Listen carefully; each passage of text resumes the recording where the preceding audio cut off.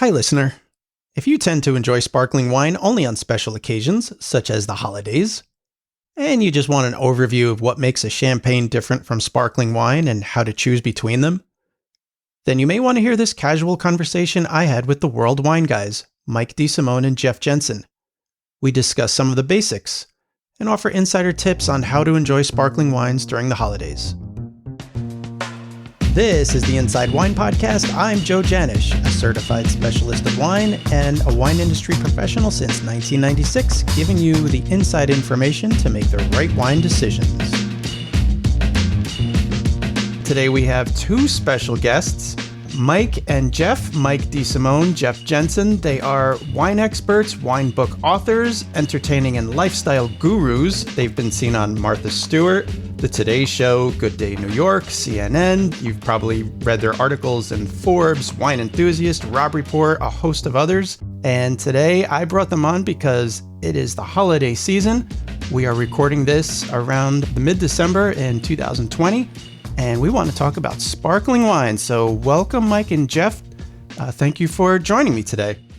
Thank you, Joe. This is Mike speaking right now, and we are very happy to be here. And this is Jeff speaking. And Joe, thanks for having us. I really appreciate it. And you'll probably hear Mike talk a lot because he basically always does that. So I'll just be here. Yeah, there we go. There we go. You gotta love the rim shot. Jeff is here to cut me off when I start rambling. I am.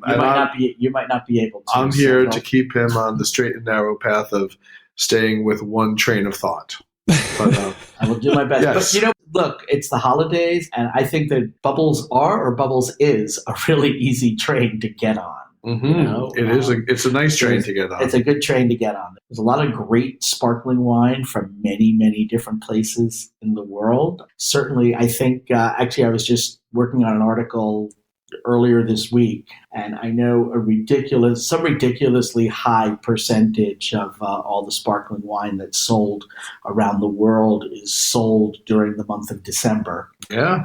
This is when people are really drinking it, which is a great thing. I also think that's a shame because I feel that Bubbles make, whether it be champagne or cava or Prosecco or Franciacorta or a California sparkling wine or, I don't know, a South African sparkling wine or a Turkish sparkling wine or sparkling wine from anywhere. I just think that sparkling wine makes any occasion festive and extra special. See what I mean? I can hardly get a word in edgewise. But no. Can I just say that, this is 2020. It's been a very challenging year for a lot of people. And I'm really happy to do this with you, Joe, because I do believe that bubbles are festive. And I think we need a little, happiness this year. And if we can open a bottle of bubbles, whether it's Prosecco or champagne or, cava, I think it's a really nice way to start. So thanks for having us on today. Absolutely. And I agree. And I've never seen anyone have a glass of bubbles and not be smiling. So I think that's a big thing, especially this year, 2020. We've had a rough one.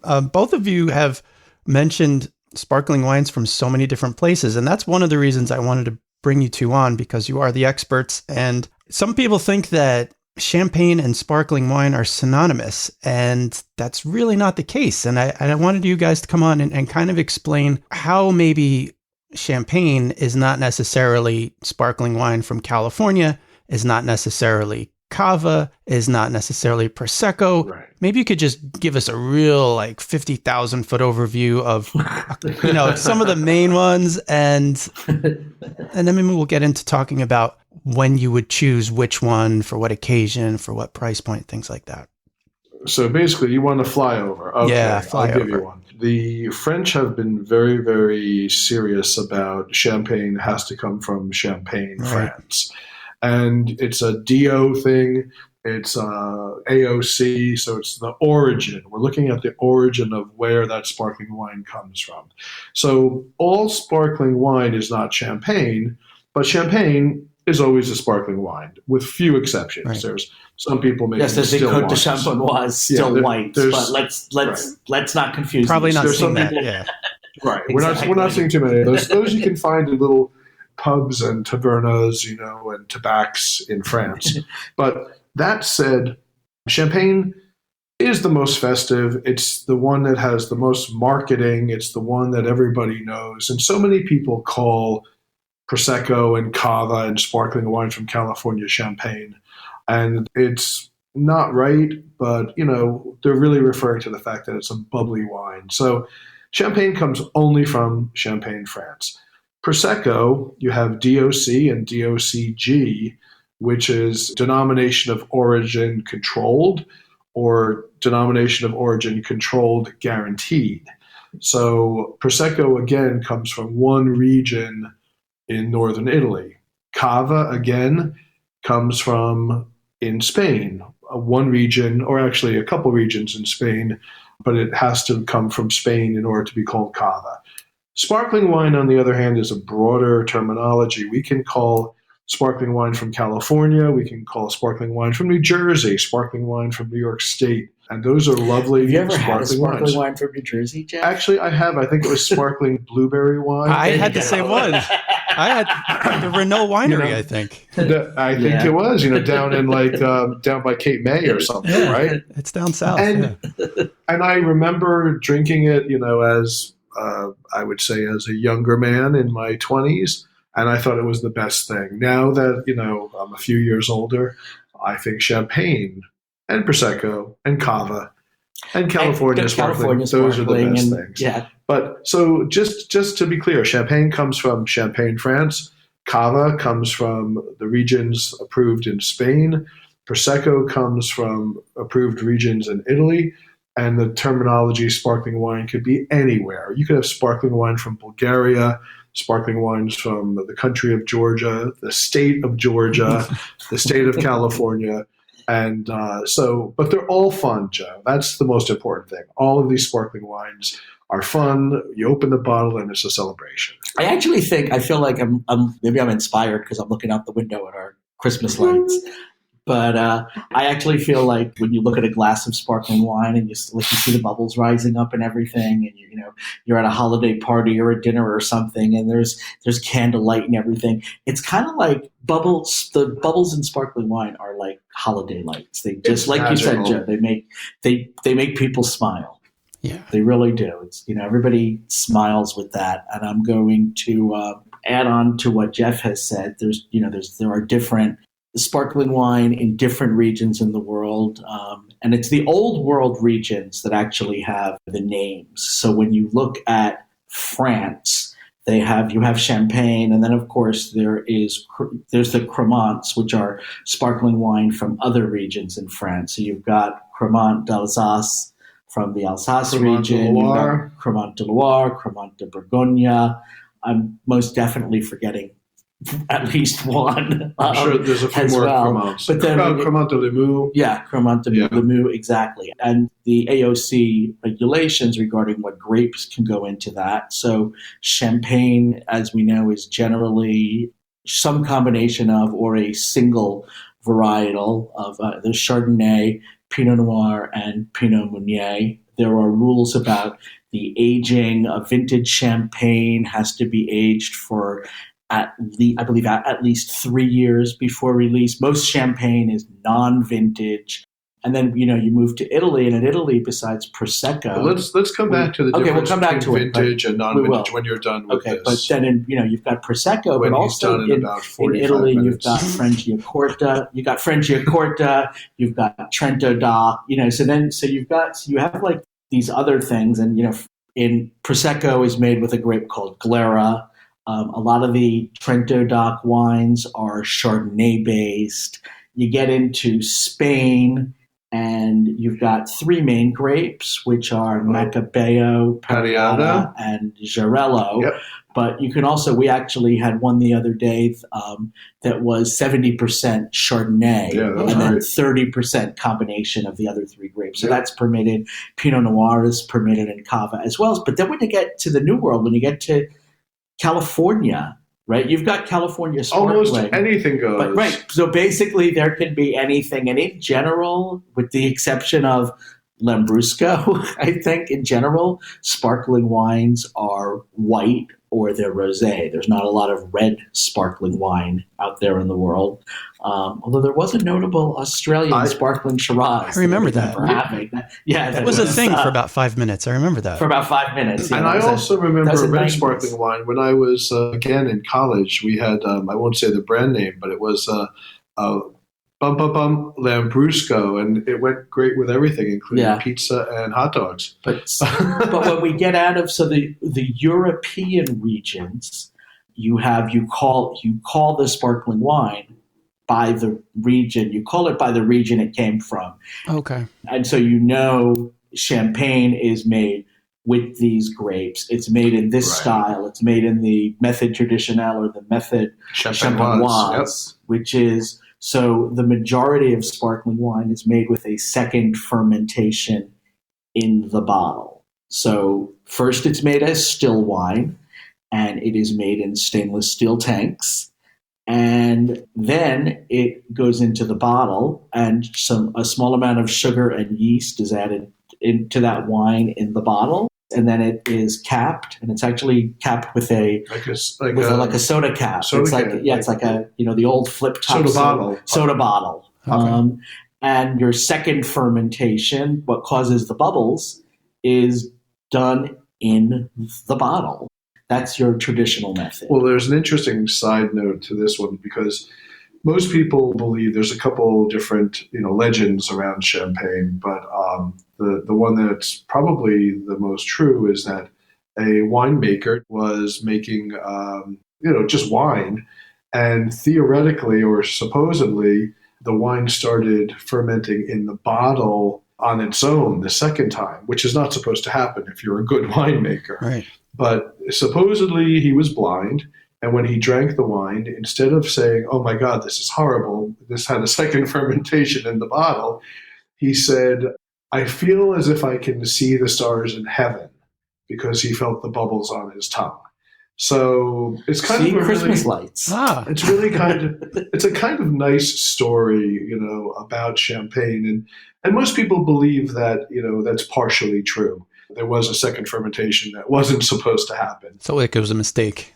Exactly.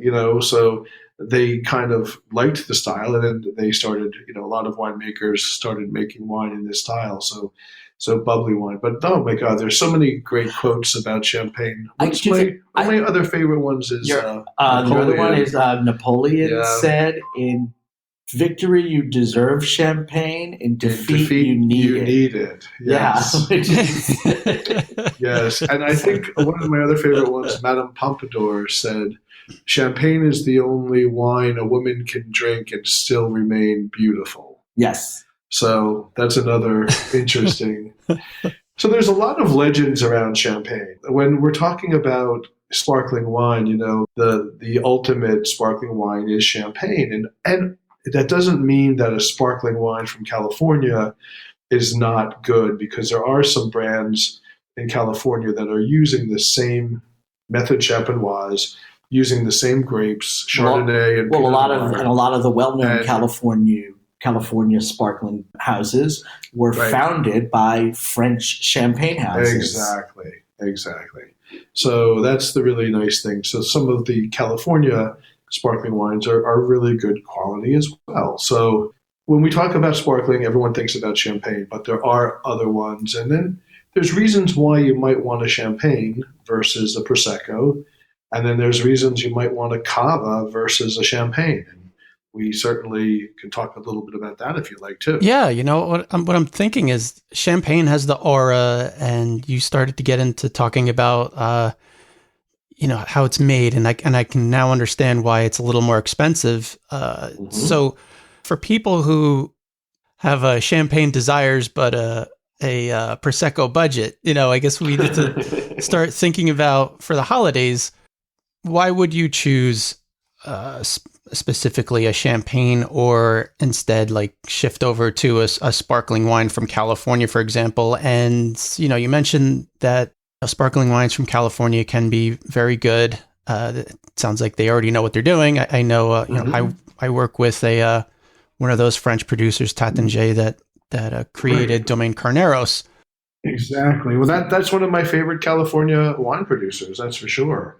And actually, Taittinger is one of my favorite go-to champagnes. Taittinger, for the quality, in my opinion, is a well-priced champagne you're not skipping on quality. You're not. It's just one of those champagnes that, for me, always delivers. I do think some of the larger champagne houses that are out there, you just said it's more expensive to produce, Joe, and it certainly is, because it is more, it has to be aged longer than a lot of wines, and it's not just aging, it's taking up a lot of real estate. It's not just aging in a barrel, or, it is actually aging in bottles, and it's aged in, in riddling racks. It's aged on these racks that look like doors with holes cut in them, and the bottles are placed into them, and now they're actually some are still done by hand. Some are still done, and it's usually your very higher end vintage champagnes, right, or from a very small family owned house.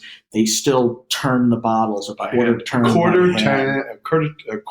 day. Yeah, quarter turn by hand daily. But then there are also machines that there's like these gyrators. I think they're called gyro pallets. Yeah, gyro pallets that actually. Pallets. Oh boy. Yeah, it looks like a crane. It's like a small robotic crane that picks up. That doesn't sound romantic. No, it doesn't. Exactly. That picks up a cage filled with wine and shakes it. But when you see hundreds and hundreds of bottles of champagne picked up on a crane in this gyro pallet to kind of turn it, it's still a pretty impressive feat. And all I could think of when I see that happening is like, oh my God, what if that little tractor drops all that champagne? It would be, it would be wild. Yeah, totally wild. But I do think, though, that for a lot of the brands, although, like we said, it takes up a lot of real estate in the wineries and it's labor intensive, but for some champagnes that are very well known,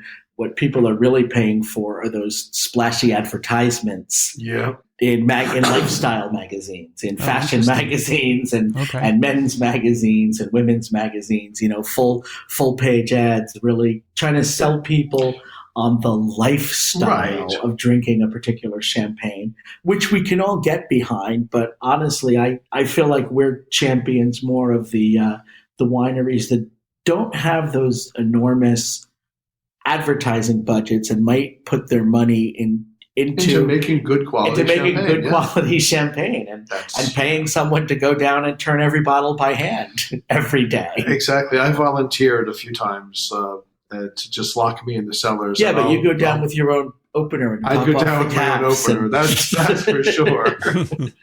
But again, champagne is one of those things that it just. You feel really good when you're drinking a glass of champagne and sharing a bottle of champagne with your family and friends. I think it's a party when you open a bottle. And to just kind of talk about some of the other bubbly wines we talked about, Cava to me is a really wonderful celebratory bottle to open as well. And a lot of Cavas are extremely well priced.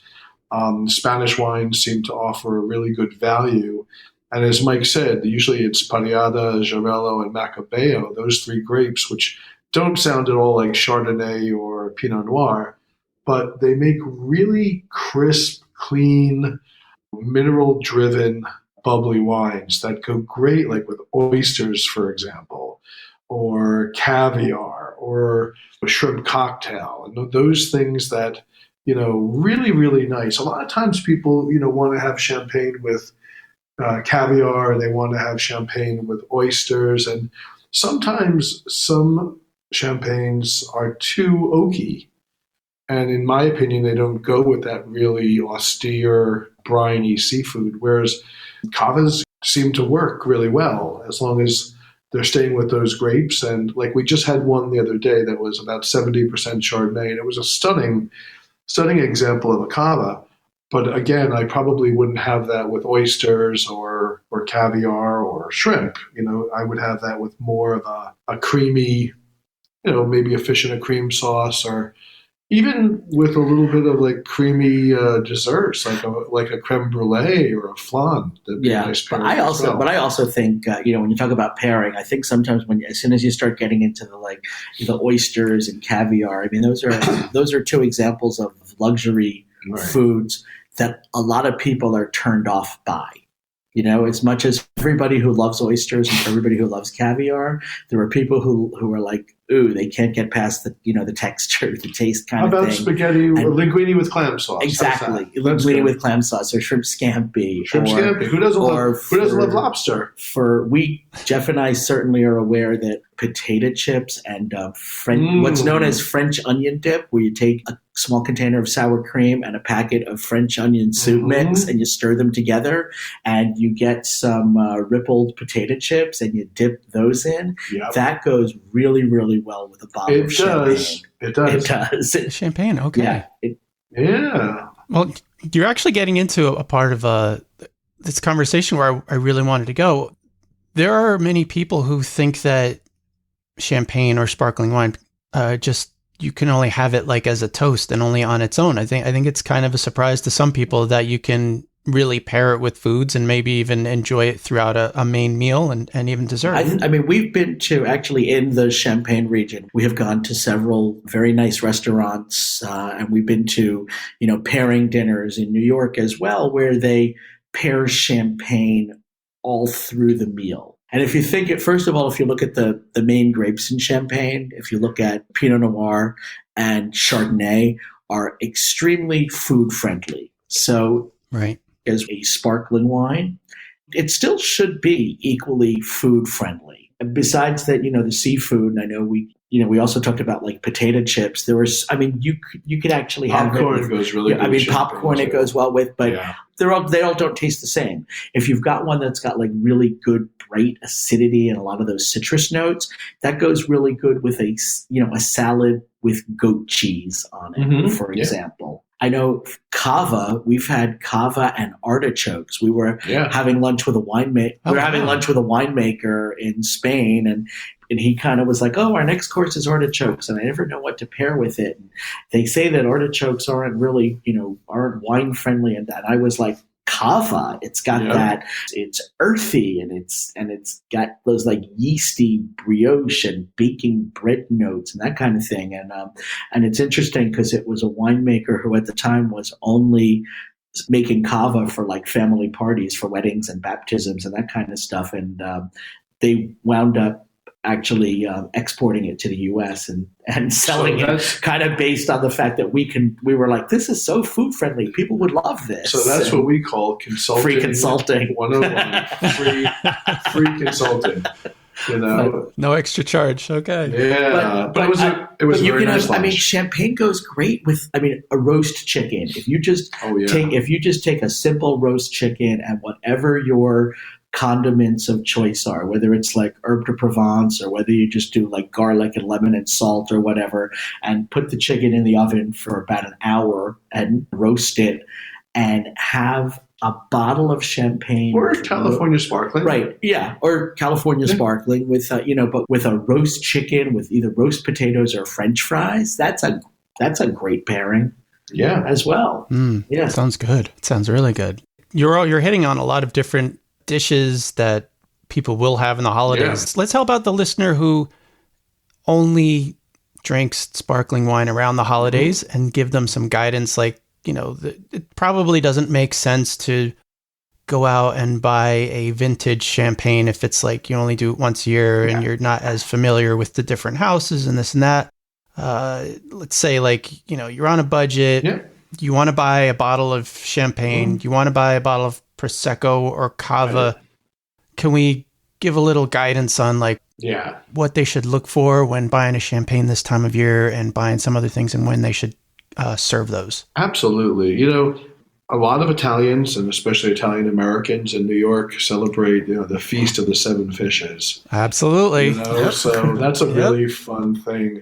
I'm going to tell you, with the Feast of the Seven Fishes, it's a feast. So first of all, you're eating all this amazing food, but you probably don't want to spend the money on a champagne, and especially, traditional Italian families. Maybe not in 2020. We're not going to have so many people around the table, but, traditional Italian families, 20, 25 people around the table. You see the whole family together, and as much as you'd love to spend the money on champagne, you might not want to do it. So that's where Prosecco works really, really well for me. In fact, I just had some spaghetti carbonara the other day with a fantastic Prosecco. And, spaghetti carbonara is not, one of the Feast of the Seven Fishes. That's dishes. the Feast of the Seven Bacons. That's the Feast of the Seven Bacons. Yeah. Can we get that? Should be a thing. That's the seven. That's the seven little pigs. Yeah. But spaghetti carbonara is fantastic with a Prosecco, and a Prosecco that's maybe aged a little bit more. So look for a DOCG versus a DOC, something that's has a little bit more of a provenance with it. And again, Prosecco, you can find Prosecco for $11, $12, $15 a bottle, whereas champagne, you're going to need to get to the $30, $40 and up per bottle. So Prosecco, I think, goes great with the Feast of the Seven Fishes, goes great with like linguine and clam sauce, spaghetti carbonara, for example. Or if you're just putting out an antipasta and you're having like, some prosciutto, some salami or salumi, you're having some olives and stuffed peppers and stuff like that, that's where a Prosecco is really, really nice. And it's not going to break the bank. It's not going to bust the budget. You kind of have to look at the food you're going to eat and how many people are going to be around the table and kind of figure out what works for you. As we said in the beginning, a lot of sparkling wine is sold during this month. But, these are a lot of people don't go out and buy sparkling wine every day. So they don't need to go out and buy a vintage champagne unless, of course, they want to. And they had a good year. And you know what? Anyone who's listening should be talking about celebrating their health and good fortune and making it through 2020. So maybe get a nice, champagne. But Mike has a different opinion. I'm of two minds this year because people in 2020, I think more than many other years, people have various sets of circumstances. Some people are lucky enough to still be working from home. The other thing is because we're seeing smaller groups gathering, this may be the year that it's just you and your wife and your kids at the table kind of thing. And so you might actually look and say, well, hey, I'm lucky. I'm still working and it's a holiday and let's celebrate. And since we're not pouring for a whole big crowd of people who are not going to appreciate it, let's drink the good stuff. So that's where you might want to say, hey, you know what? Let's get a bottle of vintage champagne this year. Let's splurge on that and have something special with our dinner. And I mean, you could drink a vintage champagne with a loin of pork, as I said, a roast chicken, with ham, with any kind of pasta, with a mushroom sauce or cream sauce. On the other hand, again, still gathering in small groups, there are people who are not so lucky, who are, some people who work freelance are doing a lot less work than normal. Many, many people have lost their jobs. And so that's where you look at the, like your value sparkling wine, as Jeff talked about Prosecco, but also Cava. I mean, there's a lot of really good Prosecco and Cava that comes in at well under $20 a bottle. I mean, there's a lot of, the sweet spot is like 13, 14, 15. And again, if you're having 4 people over, you could buy 4 bottels of Cava as long as those people aren't driving. As long as they're not driving. Right. Good point. But you could you could buy, you want backup just in case. But you could buy 3 or 4 bottles of Cava for the beginning price, for the price of an okay champagne. So if get a good champagne, right. But so if it's been a tough year, you can still celebrate the fact that it's the holidays, the fact that you are with your nuclear family, your quarantine bubble, your close friends. The same people that you've been with for the last 7 months. Right, but you're actually not going to be wearing your pajamas. You're going to put on a pair of like hard pants with a waistband, and or your Christmas pajamas. There you go, your Christmas pajamas. Christmas pajamas. Exactly. But so again, we're looking at a lot of different circumstances. If your circumstances are good this year and you're looking and you're like, oh, I'm not going to have my mom who only drinks sweet wine, my cousin who turns their nose up at anything that is not a Sonoma Pinot Noir, my other cousin who will drink anything that has alcohol listed somewhere on the label, that kind of thing. And don't forget about the idiot brother-in-law who thinks he knows everything about wine. Yeah. But, and we all have that. Or, Uncle Steve who only drinks red wine and that's it.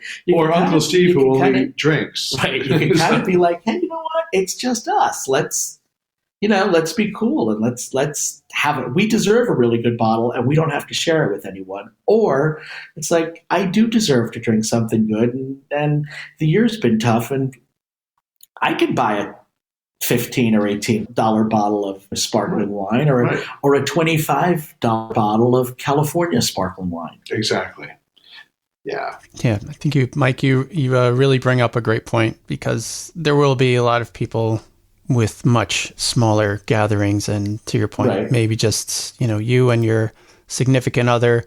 And if you've enjoyed non-vintage champagnes in the past and you want to splurge this year, go ahead, get a vintage. And I'm under the impression that pretty much any vintage champagne is going to be excellent because they only make it in certain years, correct? Exactly. That is correct. They only make it in what they call exceptional years. Vendage exceptionnel. And in fact, because the best vineyards in Champagne are in what's known as the Côte de Blanc, that's where the Premier Cru and Grand Cru vineyards are. There's also a lot of very good vintage Blanc de Blanc champagne, which is champagne that's made with 100% Chardonnay. Which kind of ticks off a lot of boxes for some people. It works for me. I could be making this up, but isn't Chardonnay like the most popular grape in the world? Right? I believe it is. About that? I think it is. Yeah.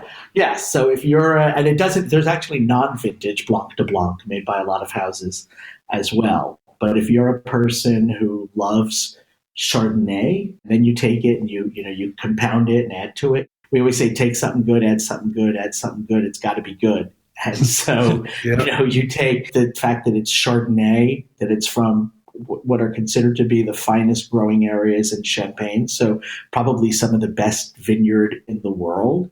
And then it's painstakingly made and meticulously handcrafted by an excellent champagne house. You're going to get something wonderful in that bottle. This is making me thirsty. Me too.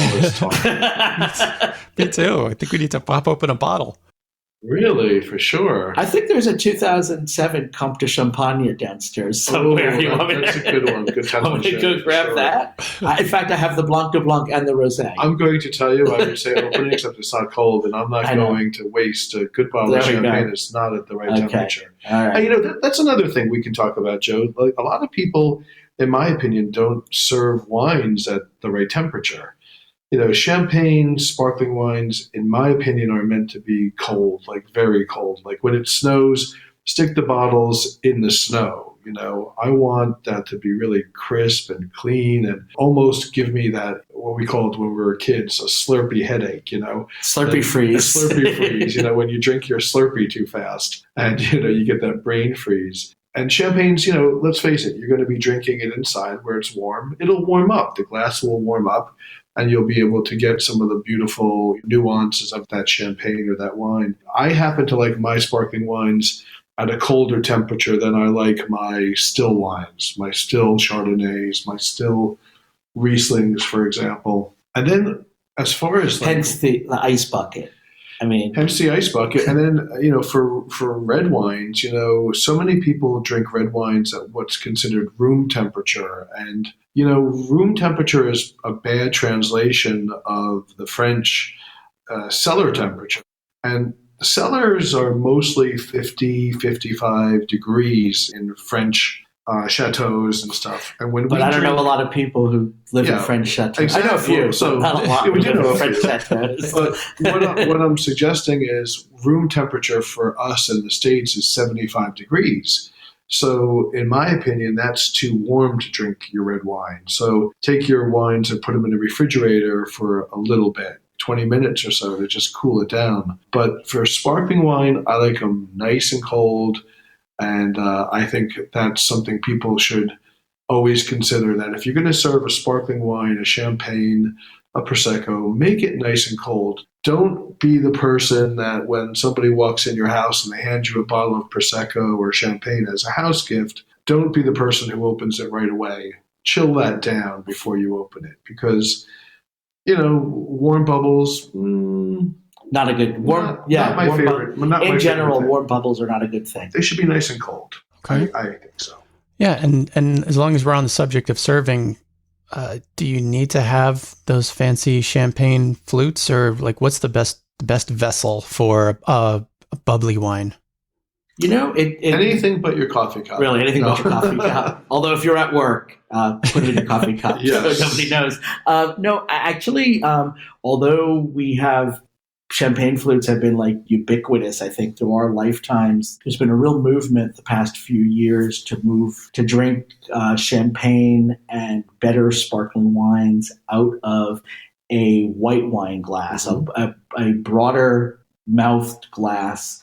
Because what happens? Unless you can get your nose right. So the flutes are really nice because they're narrow at the bottom. And they're elegant. And they're very elegant, and you can really appreciate that column of bubbles rising up. So I think flutes are really nice if there's just like a toast at an event, and you've got waiters and they're passing out, and everyone gets one, and you're just going to stand there and have it and look at it. But if you're actually like really drinking it and want to appreciate it, a wine glass will actually move the champagne when you drink it over your whole palate. Mm-hmm. A flute, when you drink from it, because it's so small, it goes only over the middle of your tongue and the middle of your taste buds. It smells really good because that small, narrow glass concentrates the scent compounds and the aromas. And so you actually will be like, you'll get like that baking bread and that green apple and that lemon rind and everything. You'll get that like right on your nose and be like, wow, this is going to be really special. And then it actually kind of tickles your tongue. Whereas the wider, the Chardonnay glass, or we sometimes even drink out of a larger Cabernet Sauvignon glass as well, it's going to wash it over your whole palate. You're really going to appreciate the full taste of that wine much better. Interesting. And do you swirl it? No. Okay. No, you might want to give it when your first sniff, you might want to just give the glass, like tilt the glass back and forth a little bit just to release the scent compounds. But actually by swirling a sparkling wine, actually you're going to get this like big kind of rush of alcohol and effervescence is going to, and all the bubbles are going to, and you're going to lose the bubbles as well. So, and that's the whole point, kind of the bubbles. Exactly. Okay. Yeah, but bubbles, I mean, one of the things people talking about serving champagne, Joe, people always kind of feel like, and I've always, in visiting champagne, visiting a lot of winemakers, they kind of say, once you open up a bottle of champagne, you have to finish it. There's no such thing as corking up the bottle again. And I found that to be true for a while, but I have to tell you lately, if you don't feel like drinking that whole bottle, you can buy a nice champagne recorker. It's a kind of cork that has these latches that holds the to go under the rim on top of the bottle. Onto the bottle, so it's not going to shoot off, because of the gas. And a bottle of champagne or sparkling wine will keep for a couple of days in the refrigerator. Yeah. I wouldn't go past 2 or 3 days. But say, for example, if you want to have a toast on New Year's Eve, but you don't feel like drinking the whole bottle, open that bottle of champagne and pour a couple of glasses out and then put a champagne recorker on it. And then you can have a glass of wine with your breakfast, on New Year's Day, glass of champagne, And so the nice thing about champagne is that it will keep its bubbles, and sparkling wines generally do too. Champagne, speaking of New Year's Day, champagne and sparkling wine goes really well with egg dishes. Oh yeah. So if if it is, it's the holidays and again, a lot of people, it's just them and their partner, significant other, and you kind of look and like Jeff just said, with a recorker, you can keep a bottle of champagne or a bottle of sparkling wine in the fridge for a couple of days.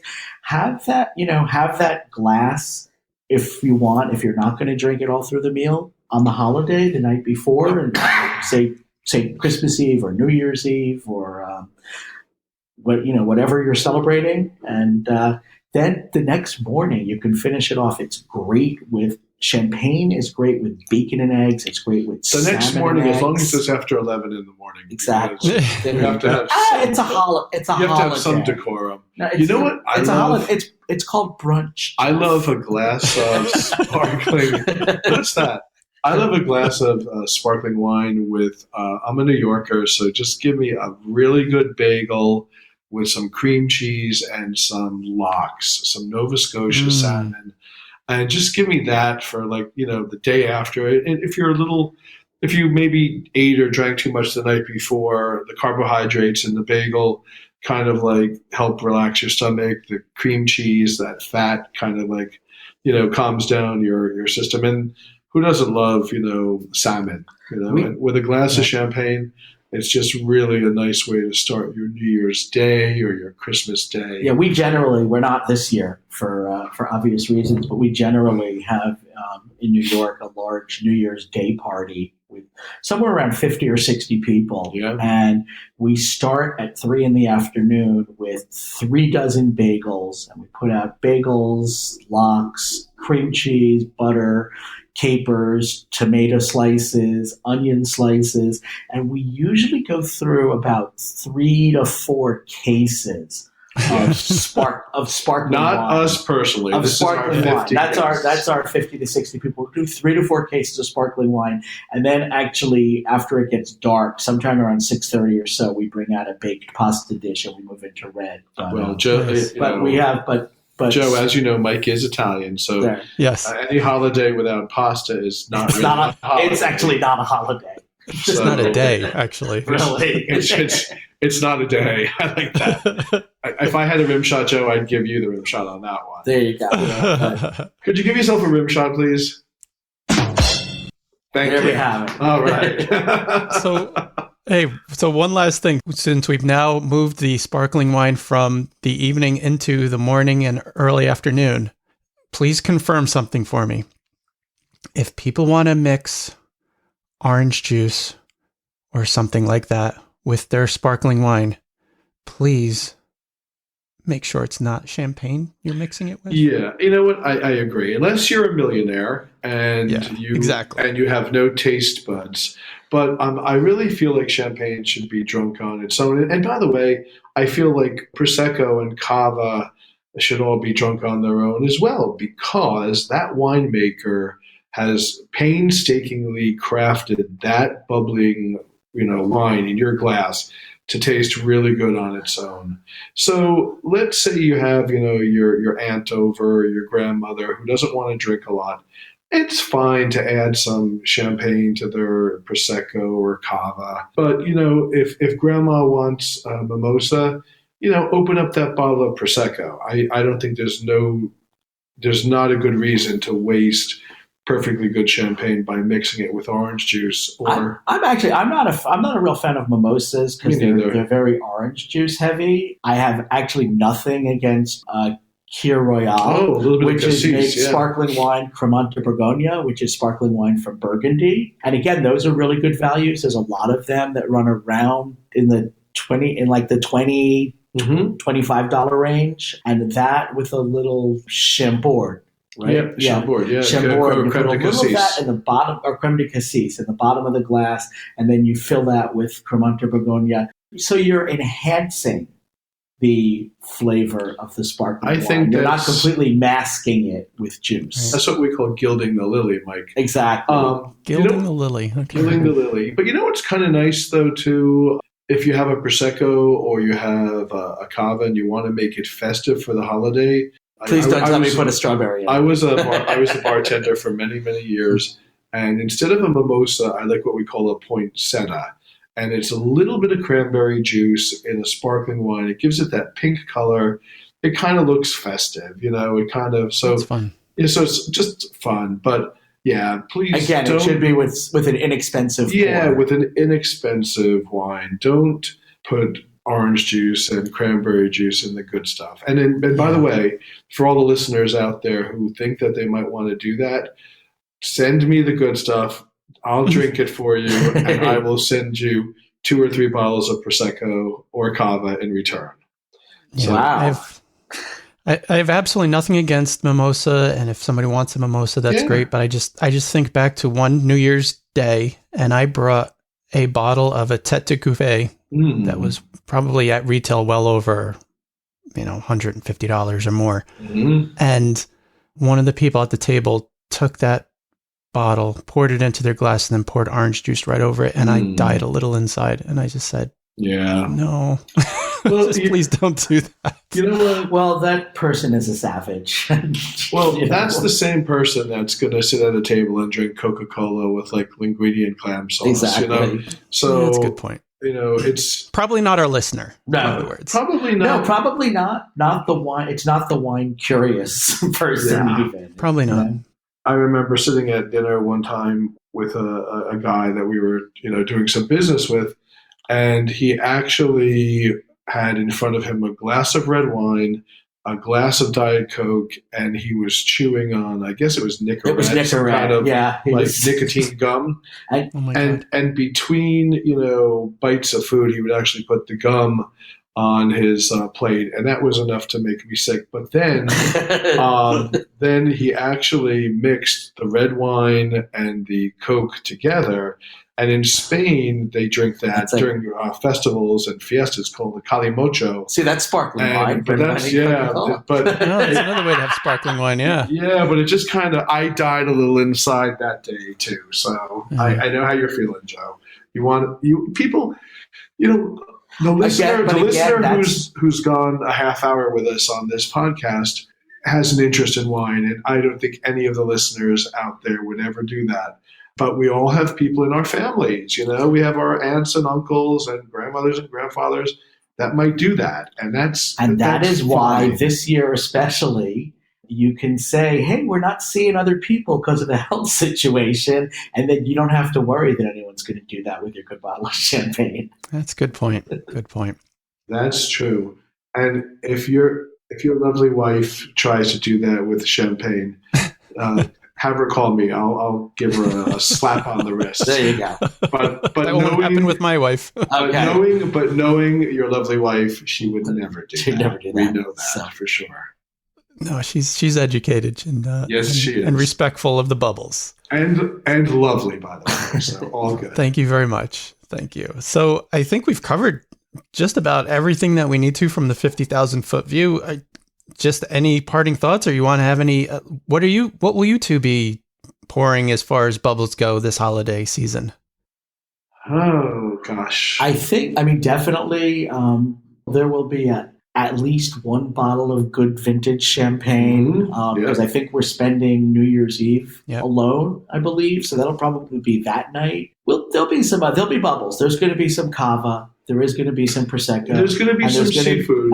There's a lot of seafood in our lives. So there's going to be bubbles all through the season, not just on the holiday, because, opening a bottle of bubbles makes any occasion festive. Yeah. It certainly does. It certainly does. Great.